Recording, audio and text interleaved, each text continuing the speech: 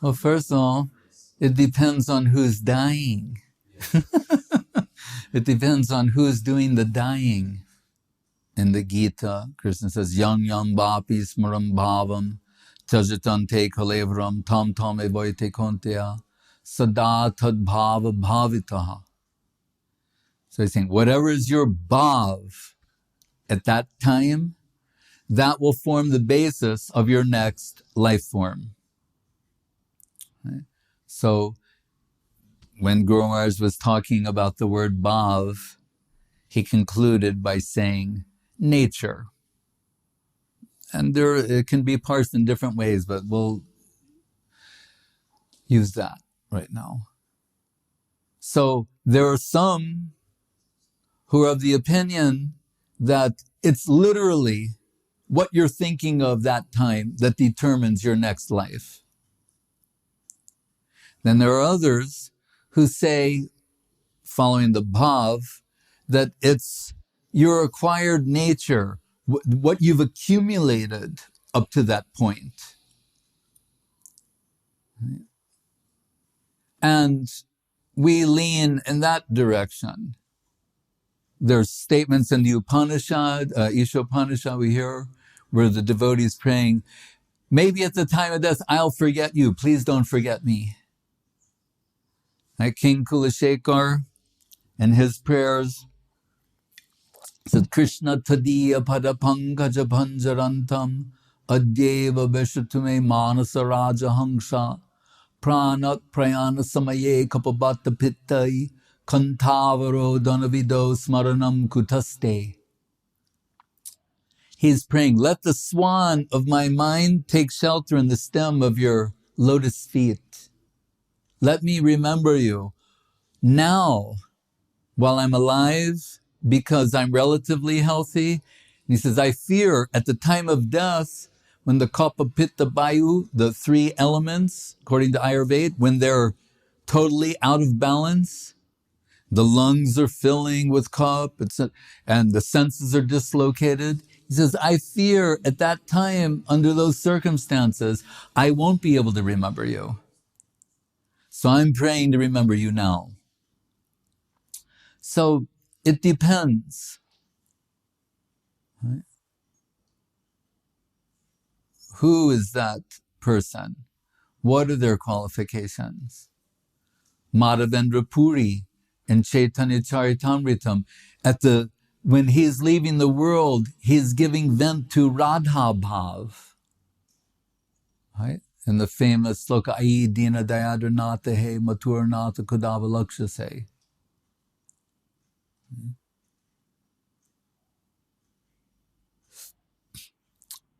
Srila Guru Maharaj, he is taking Mahaprabhu and Nityananda Prabhu and the Panchatattva on parikrama.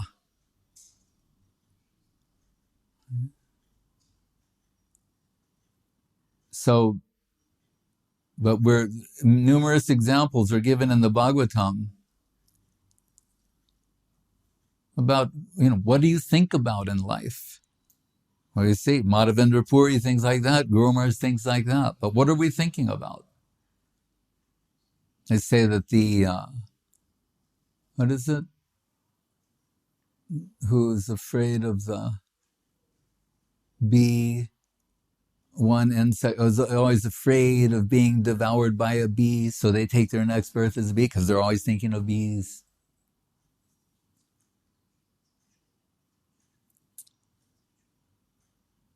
So we can't expect that we're going to be the way we are now, and then suddenly we're going to be catapulted into some divine state of consciousness, right, as we approach death. There was one famous comedian in America from like the 30s, and he was a professed atheist.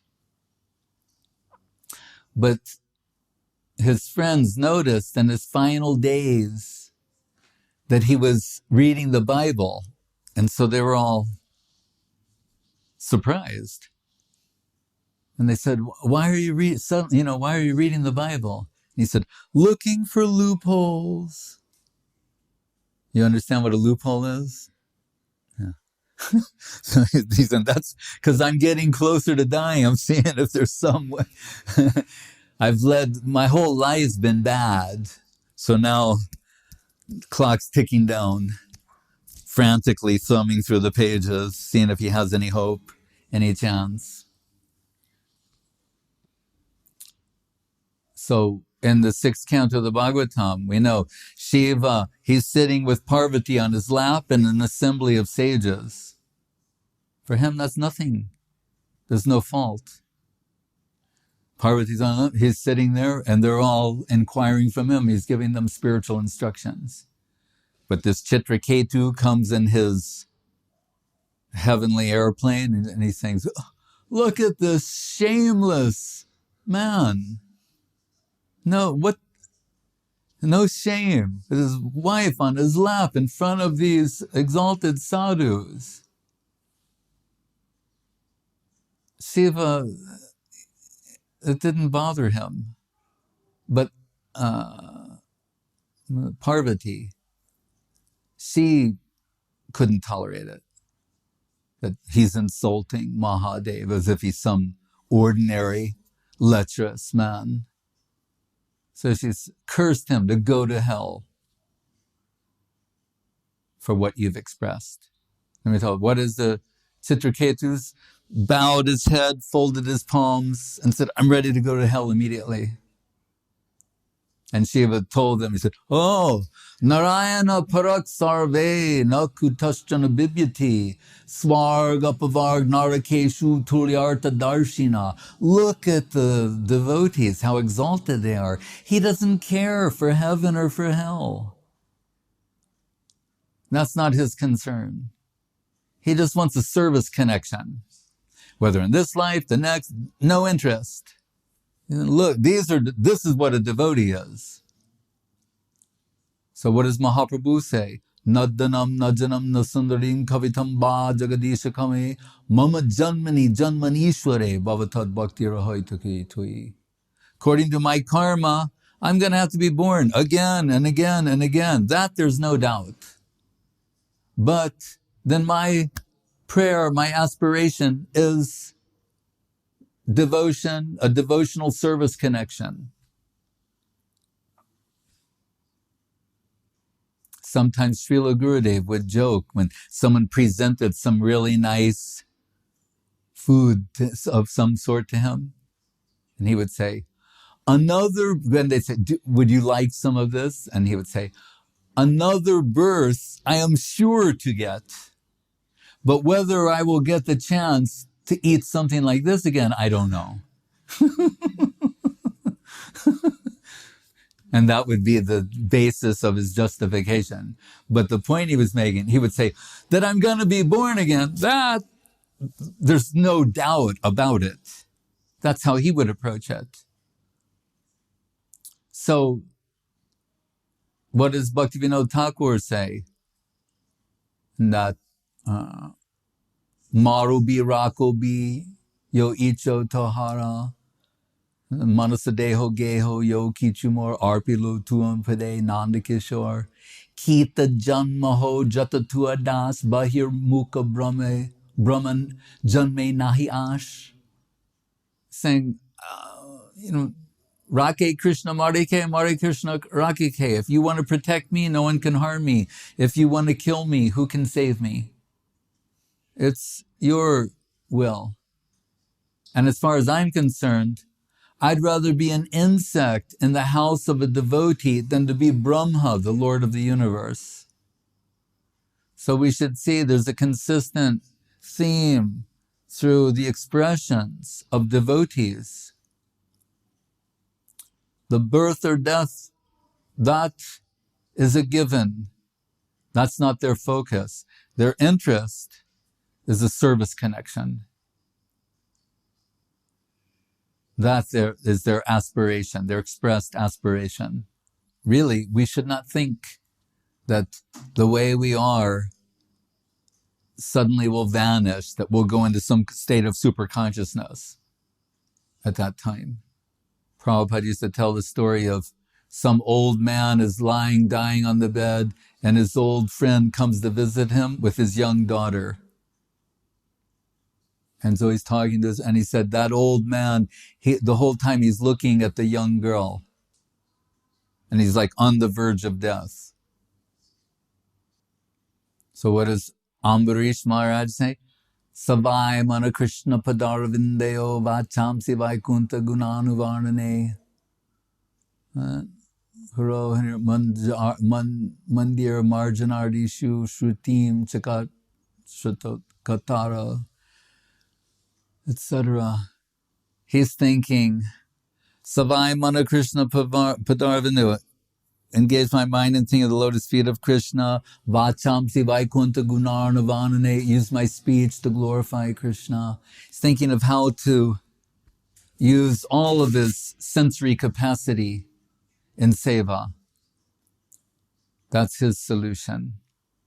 But we're also told pure devotees, it's mentioned perhaps in the third, fourth canto, that as a drunk, the classic caricature of a drunk is their coat is half on, half off. They're unaware of their attire. So someone who's intoxicated spiritually is unaware whether they're embodied or not, whether their body is half on or half off. They say, Dhiras tatra namuhyati. Krishna is saying these bodily changes, Kaumaram Yovanam Jara, from infancy to being a toddler, to being a child, a teenager, a young adult, an old person. At death, you'll get another body. Dhiras tatra namuyati, the dhira. They're not disturbed by any of this. Any condition in life, and when the big change takes place. Sukadeva Goswami is reminding Parikshit Maharaj, after the 10th canto has been spoken, pastimes of Krishna, so many things, he comes back to Twanturajan Marishyeti Pashubi Budhim Imam Jahi, saying, my dear king, thinking that you will die is Pashu Budhi. That's animal intelligence. The animals think they will die. Understand, you will not die. Right? Socrates believed that immortality.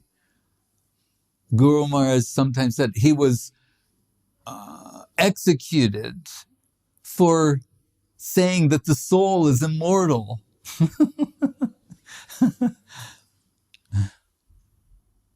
So Parikshit Maharaj, Sukadeva Goswami is very strongly saying, thinking that you will die is animal intelligence. You're saying, well, what does he mean? We're all going to die.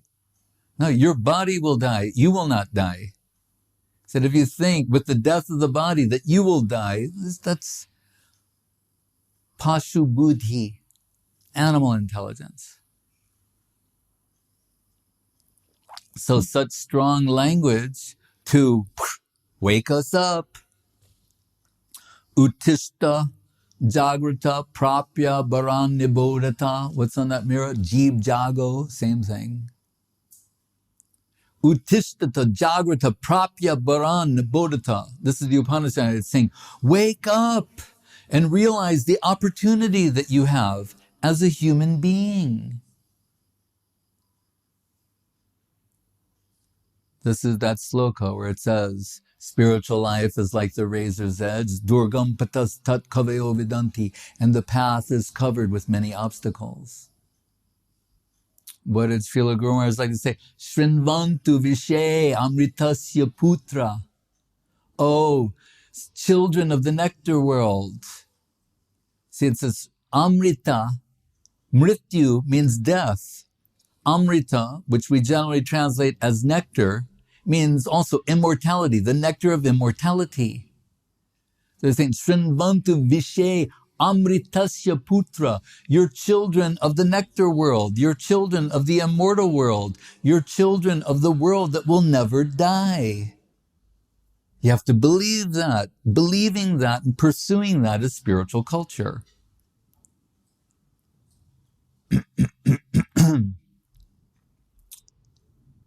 And in the Bhagavatam, in the 8th canto, where, like you see at the Suvarnabhumi airport, you know that the statues at the Suvarnabhumi airport in Bangkok, after you clear immigration, shows the Kurma avatar. Kurma on the Mandara mountain in the Kir Sagar, the ocean of milk, and on one side, Devas and Asuras, and they're using Vasuki serpent to churn the mountain. Have you seen that? It's Suvarnabhumi airport when you clear immigration. You must have done this many times. That statue is there. And of all the gods, one side gods, other side demons, asuras. And they're churning this mountain in the ocean of milk. And what's being generated are many divine things. The goddess of fortune, Lakshmi Devi, Airavata, Indra's elephant, so many things. The moon. But what are they trying to get? Amrita.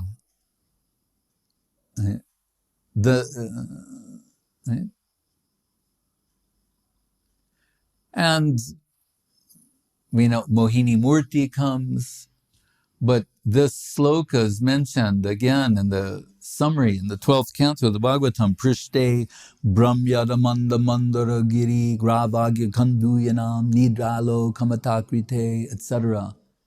And I asked Guru Maharaj, why does it appear here? He's saying, because they wanted immortality. They think they're getting at that essential substance.